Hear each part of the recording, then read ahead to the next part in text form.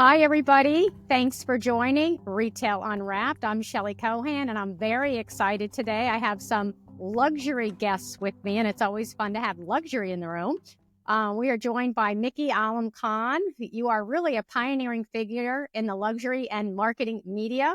You are now CEO of the Luxury Roundtable and founder of American Marketer. And you have spent like 2 decades rather, shaping how we understand luxury retail and digital markets, probably more than 2 decades, to be honest. We also have one of our esteemed writers and a great colleague of mine, Pam Danziger. She is a market researcher and who is also internationally known for her expertise on the world's most influential customers, the American affluent, including the Henrys. So Henrys, if you don't know, I'm sure all of you already know this, but it's an acronym for high earners, not rich yet, mass affluent. So needless to say, two experts on luxury. And today we're going to talk about the Saks-Neiman's merger. But before we jump in here, Mickey, I would love for you first to kind of tell us about the Luxury Roundtable, what it is and why you founded it, if you don't mind, and then we'll jump into the nitty-gritty of our podcast. Great. Thank you so much, Shelley. Really appreciate the opportunity, and thank you to the Robin Report as well for the opportunity to have Pam and I. And I have to say that Pam is one of the reasons why, I pretty much have credibility in the luxury space. When I launched Luxury Daily many years ago, Pam was one of my very first columnists, my very first commentators, our very first speaker. And so she predates me in the luxury marketing space. So I have to give Pam a lot of credit. And every time Pam came out with a new book, we basically couldn't wait to read it, couldn't wait to dissect, run op-eds and stuff like that. So my background, as you pointed out, is in marketing media. I was the editor of Mobile Marketer, Mobile Commerce Daily, Luxury Daily. I founded these three publications. I sold them. And prior to that, I was the editor-in-chief of eMarketer, which, as you know, is a fairly big market research firm. And then before that, DM News, which was America's largest trade paper covering direct marketing. And then I worked for Advertising Age for 5.5 years. Like Pam, entire undercurrent in my career is marketing. That's what it is. And from there, we cover retail, we cover luxury and all the other sectors. I currently run Luxury Roundtable. I founded that in 2023. I saw a need for a network based on experiential events and training. And so we do 5 events a year. And I also do special masterclasses. Next month, I'm announcing the launch of our luxury class. And that's focused on the interior design, the real estate, and Pam and I'll talking about that later. But I basically go into these companies and I train them for 4 to 5 hours. I've been doing that for the last 2 years now, but I'm just formalizing that. And then what I also do is I put them in touch with experts. So I'm basically the person who goes in, tells them what's going on there. And then when I say, all right, what are your specific needs within each area? And then I say, I have a partner who is the right fit for you. So basically, I'm also a lead gen for a lot of people. So that's the focus right now for Luxury Roundtable. That's great. And I think I'm going to turn this into the Pam show because I'm going to echo your sentiments about Pam because Pam is the reason I really became the writer that I am. So she's one of the first people that reached out to me for quotes and stuff as a retail expert. And she's been great. And she's the reason I'm at Forbes.com. So again, Pam, your reach is very great and wide.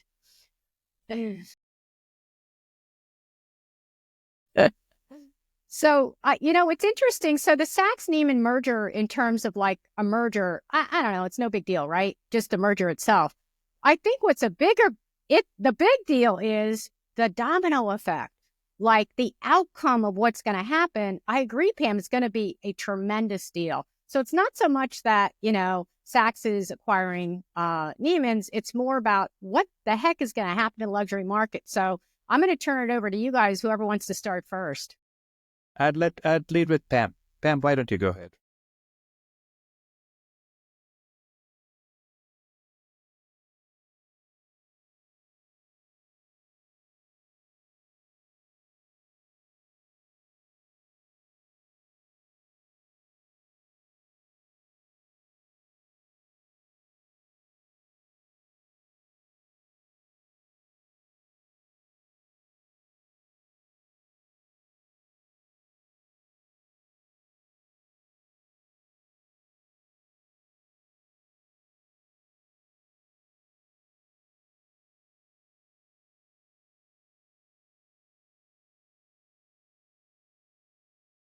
true.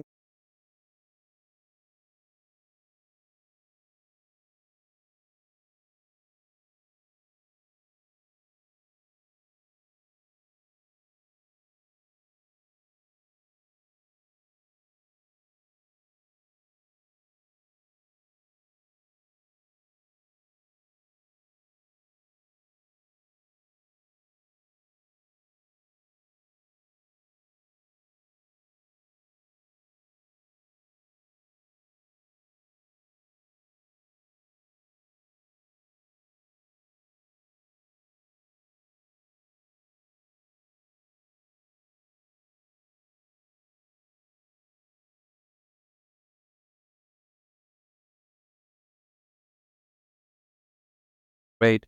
And I think I tend to agree with what Pam said. In fact, the article she wrote on this merger is worth reading for Forbes readers. Shelley, you published that article. Now, the thing is, you always ask yourself when two corporations of that size merge, why are they doing it? Right? And sometimes 2 plus 2 is not necessarily 4. So you have to look at the larger sector, and Pam has alluded to this. Think about what's going on with the department store over the last few decades. Their biggest competition are their vendors. I mean, if you look at all the luxury department stores, I mean, Chanel, Louis Vuitton, Cartier, all of these guys are opening monobrand stores yards away from where they are. So what makes a luxury department store different and unique today? In the old days, people would go there and they had wide assortment, relaxed return policies, personalized shopping experiences, and just the thrill and entertainment of walking through all these various exhibits of different designers.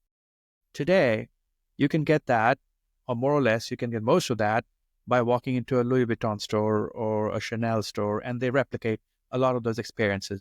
They want to own the direct relationship with their customers. Another ding against these department stores is discounting, and Pam has always talked about this in the years past, is come holiday season, these guys go overboard, and that damages the brand. So when I looked at the Saks play for Neiman Marcus was already over leveraged, and when the previous companies bought them, they stripped, it's bought with a lot of debt, and then what is the company left with? And so I think this play is a real estate play. And again, that article alluded to that. This is completely Richard Baker, the chairman of Saks, HBC, Hudson's Bay Company, the parent company, is a real estate guy. And to me, they're looking at all these locations where Neiman Marcus is and saying, all right, how do we basically monetize or leverage that? Now, in the minds of affluent consumers, Neiman Marcus is a notch above Saks Fifth Avenue. Right. Hold on, Mickey. Hold that thought for 1 second. Yeah. Before you jump into consumers, I want to go back to something you said about Richard Baker and real estate, if you don't mind. So you have Richard Baker, who's not a retailer, and you have Mark Metrick, who's not a merchant. Correct. Both running now one of the biggest global luxury brands. So, tell me a little bit about that. I do want to get to the consumer, but it's interesting that you see this as a real estate play. And so therefore, who's really running the company? Yes, but I would also look to someone like Bernard Arnault, the chairman CEO of LVMH. His family background was, what was it, Pam? Lumber or a hardware? I mean, it was, industrial product. He was in the construction business. And But yeah, exactly. So, but he's a luxury guy. I mean, he was born. But he was not. Bernard Arnault bought Dior's parent company for $1. The company was bankrupt, so he took on all the liabilities, and then he bought it, and he started with Christian Dior, and then he went on and almost did a hostile takeover of LVMH, the original Louis Vuitton Moet Hennessy. But coming back to these two guys, look. At the end of the day, retail is about location. It starts with location, number one. It has always been real estate, no matter what people say. Then follows assortment, personalized shopping experiences, and, competitive pricing. But it's always been, where do you attract the maximum number of footfall And is that a place Interesting. where you feel, uh, enticed enough to come back for repeat visits? So look, there's also the larger concern of the model of department stores. That is Right. itself in danger. There's no guarantee that the Saks-Neiman merger will solve the problem underlying the department store model, which is people are shopping directly with the monobrand stores. Right. Um, the assortment, the younger generations, how are they shopping? We've got to look to Gen Z, the younger millennials. Where are they going? Right now, everyone talks about e-commerce. Like Pam, I still believe in the store experience, and I think you're going to have a cap with e-commerce. Right now, it's about 20, 25, 30%, depending on whose numbers you believe. But the fact is that I don't think e-commerce will ever cross 50% because the discovery will be online and mobile, but they want to touch, feel the experience and all that. But coming back to the real estate play, we don't know how many of these stores will close. We don't know how many of their leases are up, you see? And also, when you have Neiman Marcus locations, what changes will Saks bring to the Neiman customer? And I know we'll talk about later, but the fact is, it doesn't matter if he's the chairman of the combined company, he's a real estate guy because retail is real estate. He's hired merchants. Interesting who he has made as the new president of Bergdorf, Tracy Yes. Margolis. And Tracy is a merchant, right? Yeah. So he's Right. given Bergdorf to Tracy. And then basically, Saks, he's got Mark. Now, Mark, obviously, again, is not strictly speaking a merchant, but Mark has basically kept Saks stable. He didn't do anything, he didn't destroy any value, more or less. And to me, that's, A minus grade. So do no damage, the first rule of retail. Anyways, Pam, your thoughts?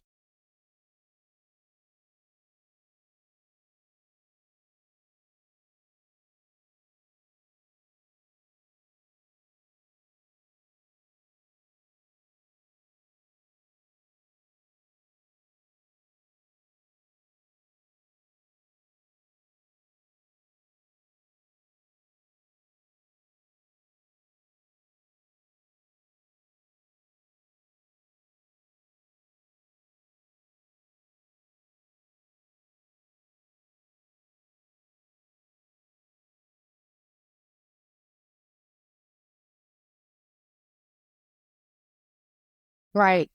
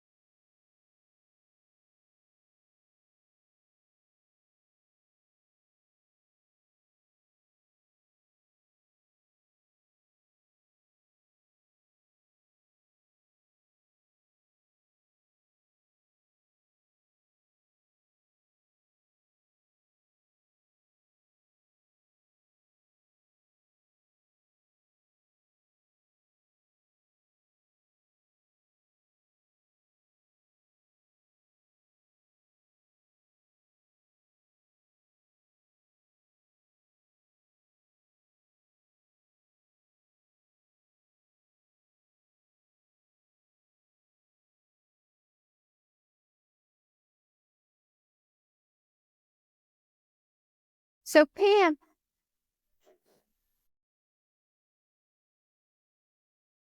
interesting. So Pam, when you look at the consumer, I know you're an expert in consumer shopping behaviors, and you look at this dual retail stores real estate play. So in malls or do you think today's consumer prior to the merger, are they shopping both Neiman's and Saks, and are they getting different things from each one?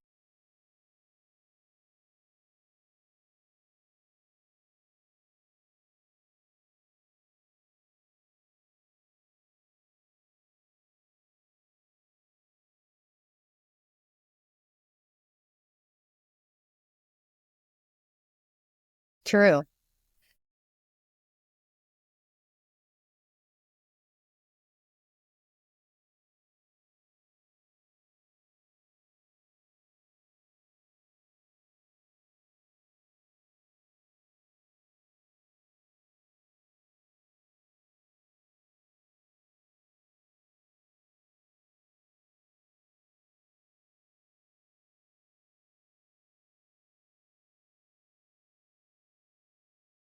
It did.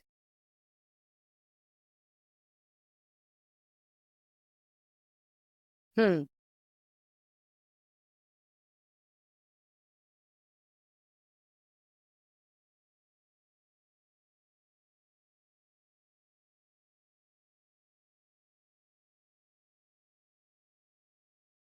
Right.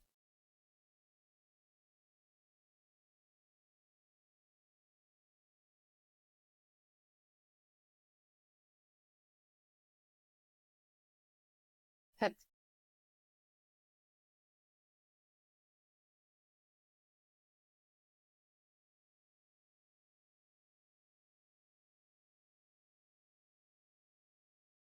right.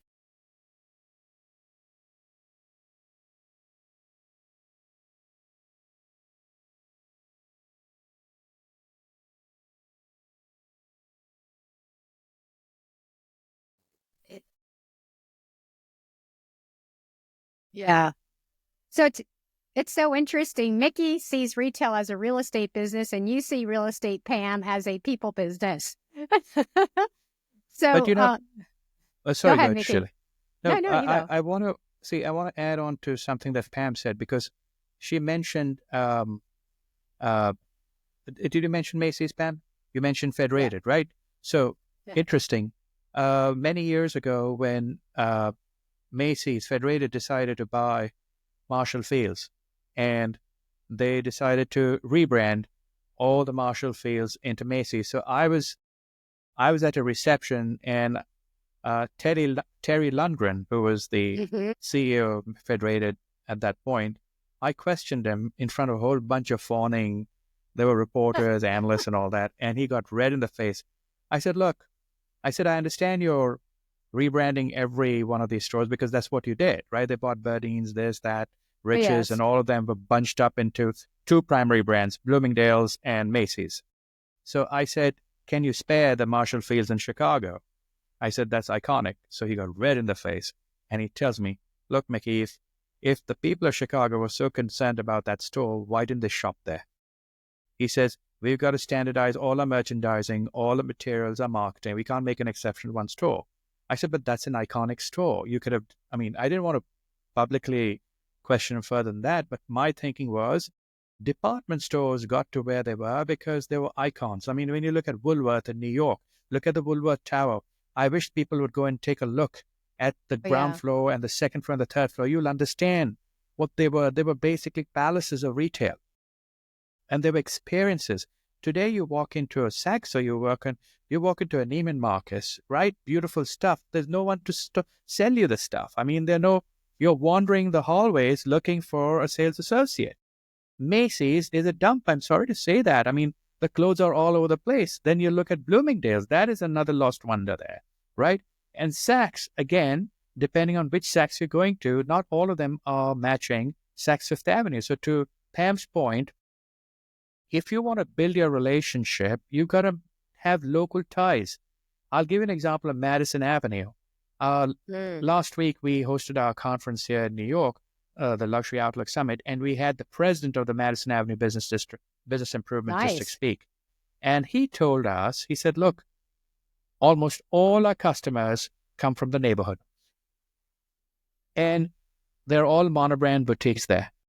And that is what I feel a lot of these department stores have lost sight of that fact. They talk about metrics, they talk about AI, they talk about the black book, but are you saying, all right, I ask you Saks Fifth Avenue in New York, tell me how many 10021 zip code customers do you have? How many 10028 customers do you have? 10065 customers? Because guess what? Those are the richest customers in New York City. That's just one example. If we go to the stores in Philadelphia, we go to stores in Boston, have they cultivated that local relationship, to Pam's point? Because that's the only way these stores will stay in business. In 5 years' time, you already got Nordstrom going private, the Saks-Neiman merger going on. Then you got Macy's, Bloomingdale's. You're going to see something on that very soon there. And then they tried that Bloomie's small store format. I don't know how that's going. We had a speaker there a few months ago. And who else do you have left? In a decade's Right. time, you'll have only three players left.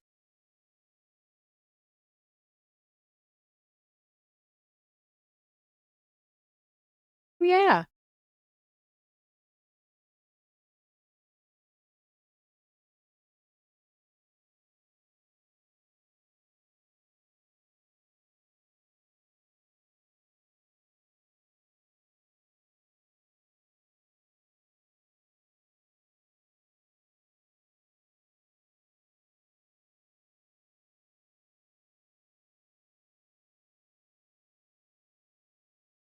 Yeah.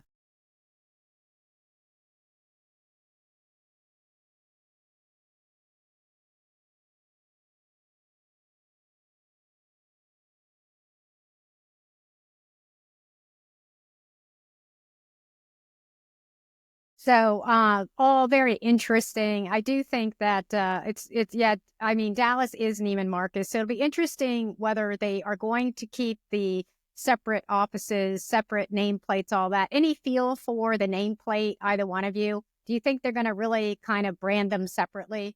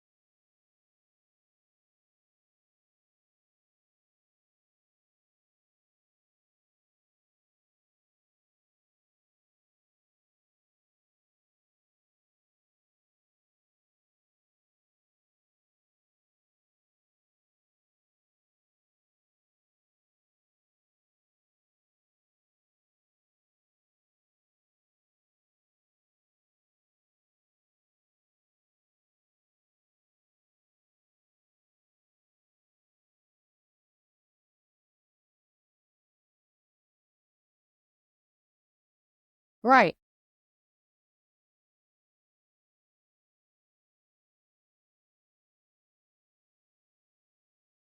Yeah.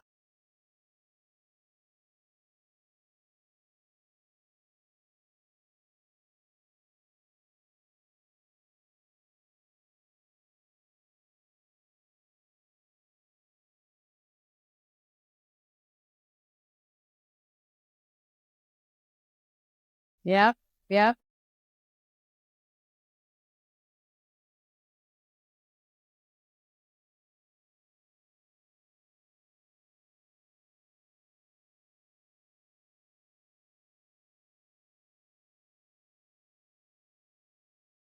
That's great. And Nikki, where do you see Nordstrom's, in this? Do you see them as the luxury brands like Neiman Saks?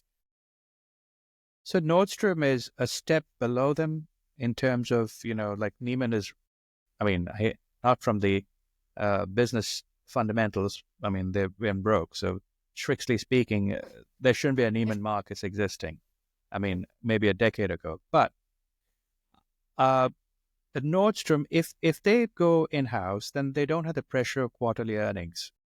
Right. So then they can basically invest and they can make decisions without fear of favor. That's very important. And I feel that a family that's willing to take a bet on their future, they're there for the long term. Now, with Neiman and Saks, if you compare them, my question to HBC and to Saks Global is how are you going to differentiate the two luxury department stores?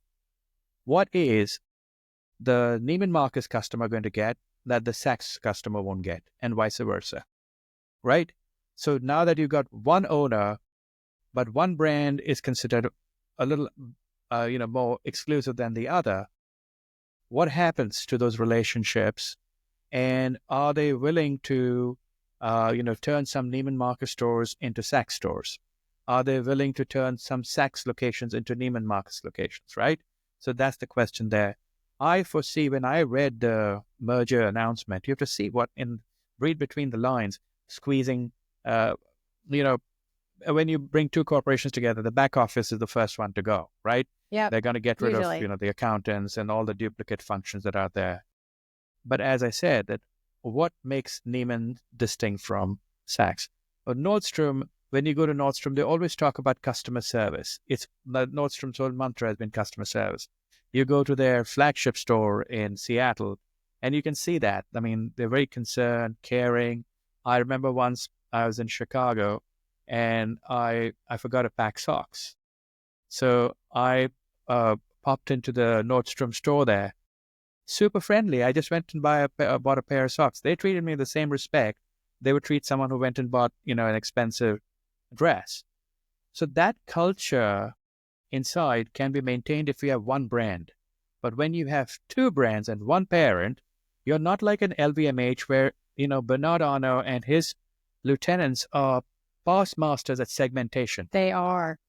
Are Americans and Canadians that adept at segmentation? LVMH has 76 brands in their portfolio. They pretty much all sell handbags, and they pretty much all sell sneakers. And yet, people want to buy a Miss Dior versus a Louis Vuitton canvas versus you name the other brands in the It's portfolio, right? Yeah. So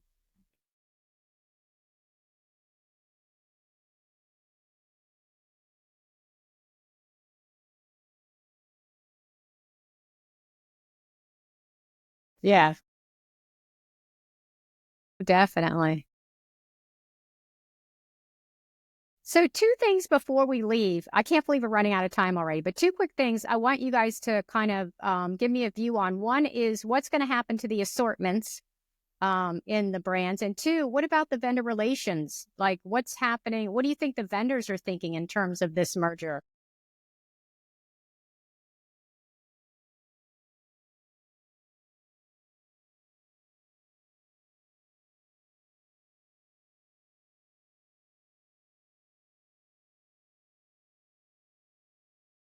Yes, they do.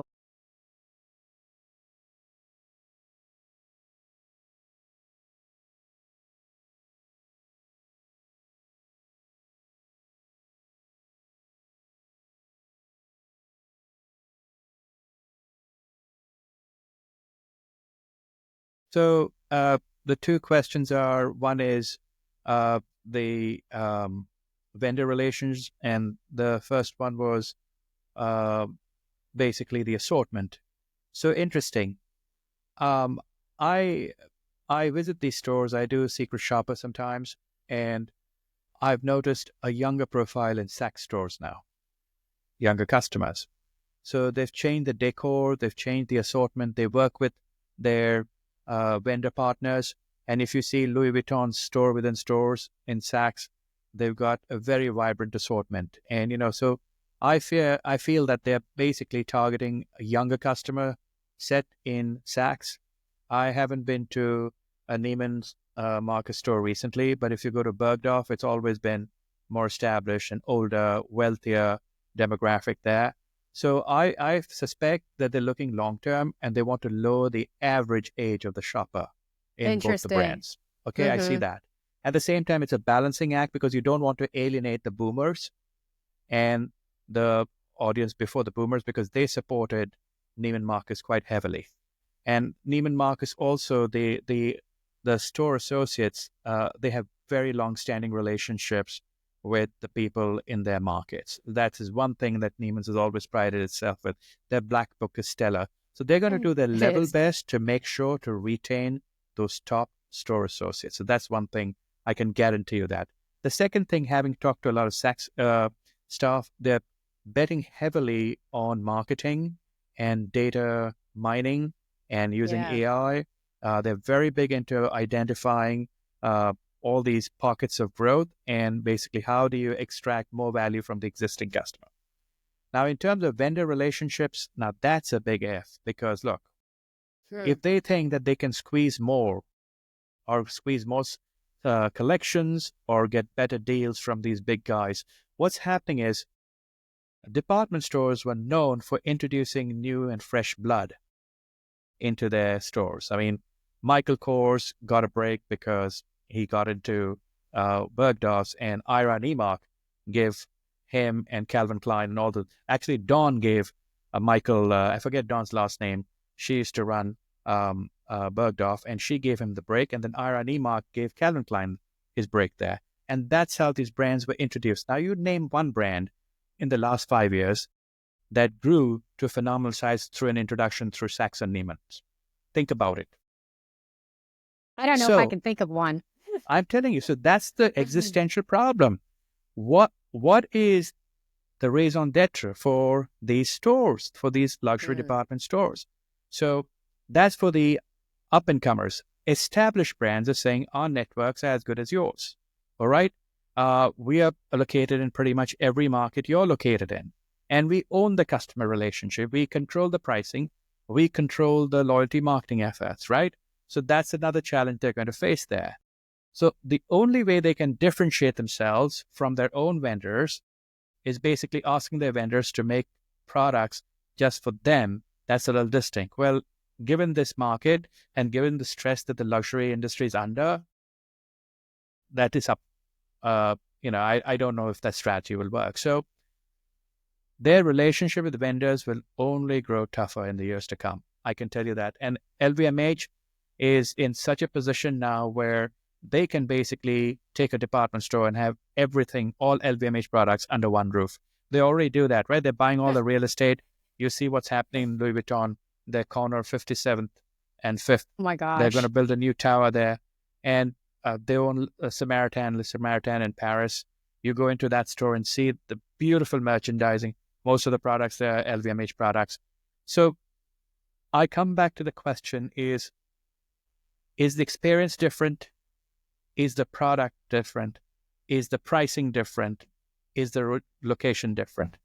What is the reason why Saks and Neiman exist in this market today and to serve which customer? Well, thank you, Mickey. Thank you, Pam. Yeah, go ahead. Go ahead.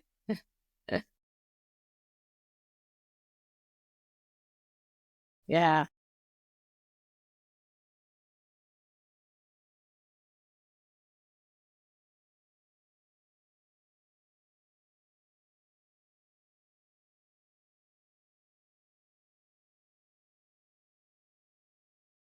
Yeah. A lot of the vendors weren't happy. So anyway, thank you, Mickey and Pam. It's been great conversation. Thanks for all your input. I want to thank our listeners. Thank you so much for supporting Retail Unwrapped. If you have any suggestions or any feedback, please go to therobinreport.com and hit the Contact Us button. And thanks so much. Thank you, Shelley. Thank you, Pam. And thank you, Robin Report. Thank you so much. Glad to be on.